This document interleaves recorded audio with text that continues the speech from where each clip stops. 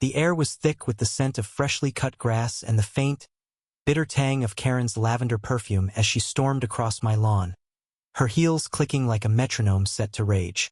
"That tree has to go, Ellie," she barked, jabbing a manicured finger at the old sycamore in my front yard. Its branches swayed gently, leaves whispering secrets to the breeze. My chest tightened. That tree wasn't just wood and bark. It was where my daughter, Mia, had carved her initials at 6, where we'd hung a tire swing that creaked through every summer since she was born. Karen, the Homeowners Association president, didn't care. To her, it was a violation, a rebel in her perfectly manicured suburban kingdom. I stood on my porch, gripping the railing, the rough wood biting into my palms.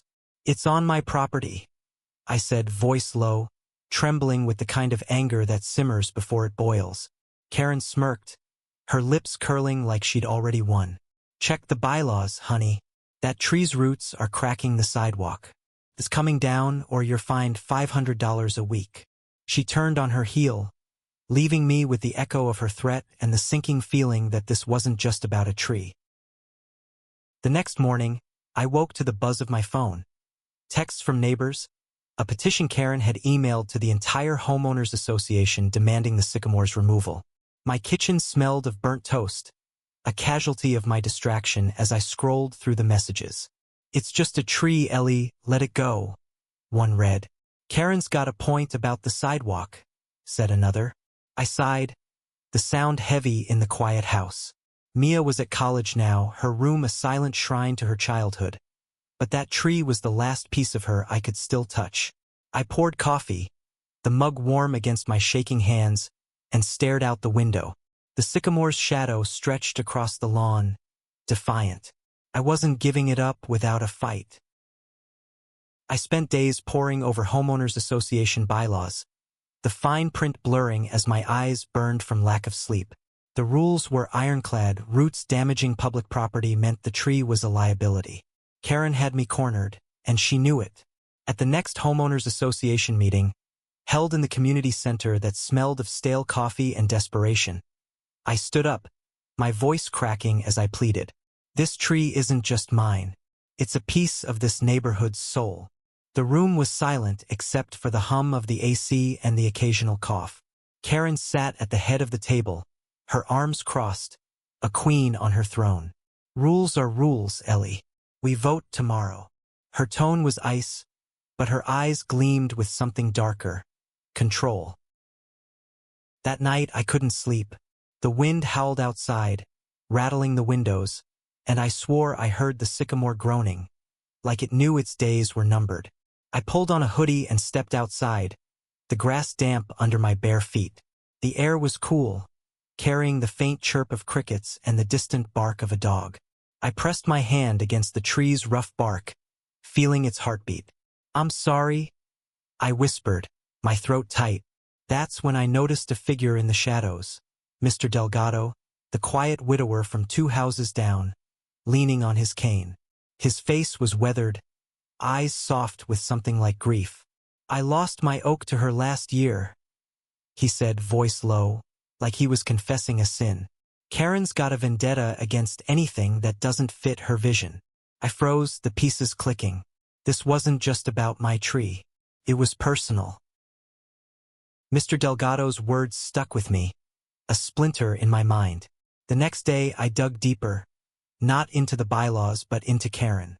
I sat at my kitchen table, laptop glowing, the hum of the fridge a steady companion.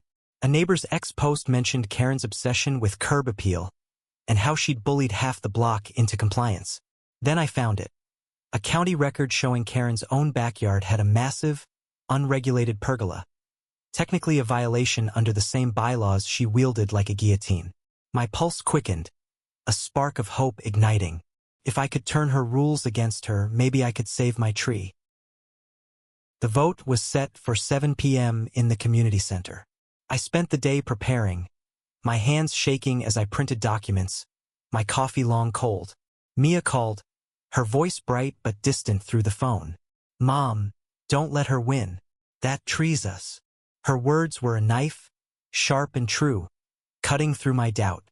I arrived early, the room already buzzing with neighbors' murmurs, the air thick with tension and the faint scent of Karen's lavender. She stood at the front, her smile tight, her eyes scanning the crowd like a hawk. I clutched my folder of evidence, the paper crinkling under my fingers.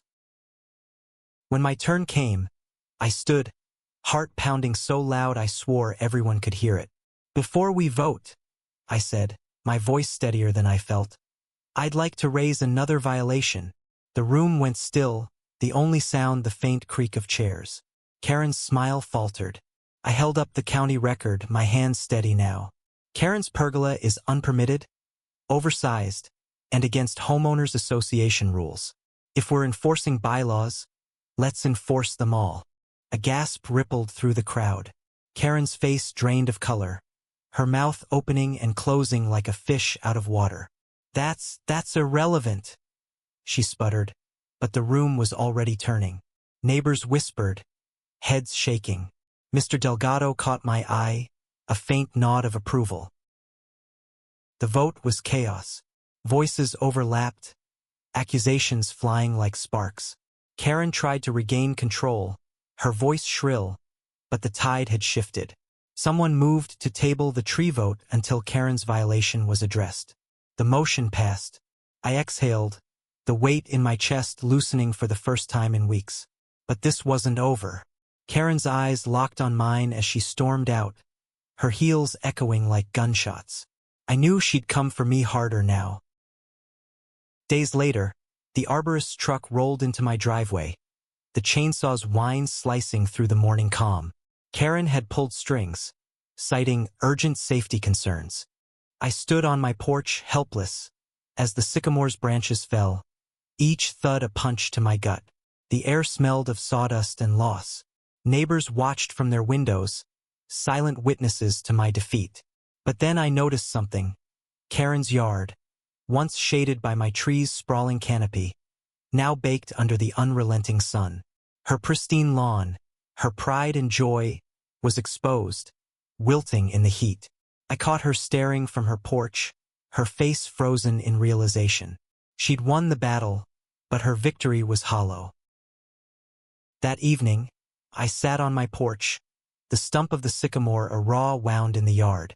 Mr. Delgado shuffled over, a small potted sapling in his hands.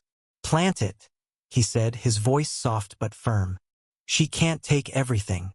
Tears stung my eyes as I took the sapling, its roots wrapped in burlap, still warm from the sun. Mia's laughter echoed in my memory, the creak of the tire swing a ghost in the air. I dug into the earth, my hands dirty, my heart heavy but not broken. Karen could tear down my tree, but she couldn't erase what it meant. The sapling stood small but proud, a promise of new growth.